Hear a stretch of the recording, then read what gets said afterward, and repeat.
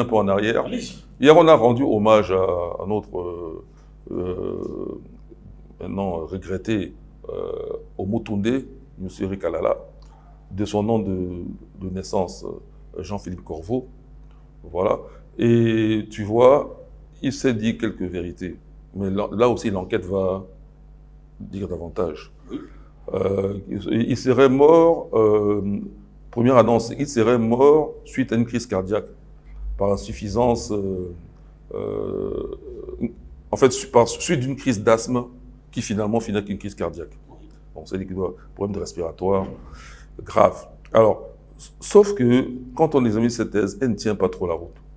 Parce que moi, je l'ai connue personnellement, d'autres personnes avec qui j'ai parlé, même jusqu'aux Antilles, en Guadeloupe, on ne l'a jamais vu. Moi, je l'ai connu sur plus de 30 ans. On n'a jamais vu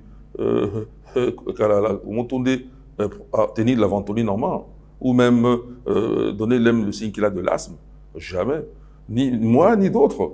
Donc, ça fait déjà une bizarrerie. Ensuite, lorsqu'on a une crise d'asthme, est-ce que ça finit comme ça en si peu de temps? Non. Et les versions divergent. Première version, c'est que sa femme sort pour aller à la pharmacie chercher la ventoline. Deuxième version que j'ai entendue hier sur un plateau, c'est que c'est dans la voiture, elle cherche la ventoline. Juste le temps de chercher. C'est encore plus rapide. Il est déjà mort. On a beau faire les massages cardiaques. Non. Il y a une autre thèse que le président Badakane a présentée hier, qui vient d'autorités dont je nommerai pas, mais très haute autorité. Voilà. Qui disent que c'était un assassinat. En fait, un empoisonnement. Dans le vol Air France qu'il ramenait en France. Sachant que le jour où il devait embarquer, je crois que c'était ici à Douala, si j'ai bien compris, ils n'ont pas accepté qu'il monte dans l'avion Air France. Donc, il n'a pu voyager que 3 jours plus tard, sur pression de l'organisation qu'il a fait venir, à savoir le Cerdo Tola, qui a menacé de faire venir des avocats. Donc, les avocats sont même venus. Et c'est au vu de cette menace que les autorités portuaires de l'aéroport de Douala le laissent embarquer. Mais Steve, je vais te dire une chose.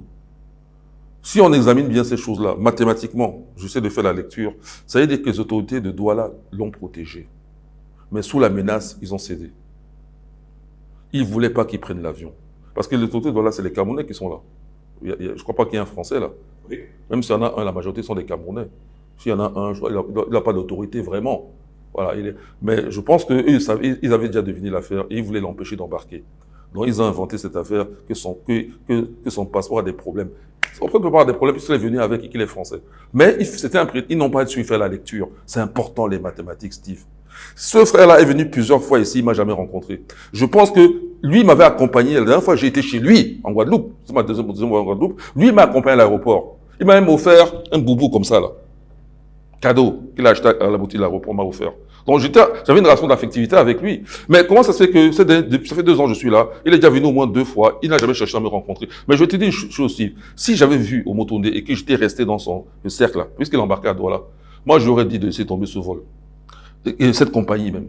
Et de prendre une autre compagnie. Parce que son destin était scellé. Les gens te font comprendre le point. Donc c'est important d'avoir un peu l'esprit mathématique. Maths, c'est pas 1 plus 1 égale 2. C'est une projection très faible des mathématiques. Les calculs, c'est la chose la plus facile en maths. Tu connais les règles, tu appliques, c'est tout. Non, le raisonnement, la rigueur, les exigences, la cohérence. Et rester dans le vrai pour retrouver du vrai. Ça va coordonner tout ce qu'on possède en main comme élément. C'est ça les maths. Donc, revenons sur le sujet. Tu comprends que tout mon raisonnement, jusqu'à la fin, va être mathématique. Restons Donc, juste. je redédie, si tu me permets, cette émission aussi encore Omotunde Kalala qui nous a quittés justement. Toutes nos condoléances à la famille, je suis durement éprouvée par la perte de cet être cher et surtout un être cher pour l'Afrique et surtout pour le monde en général et l'humanité en particulier.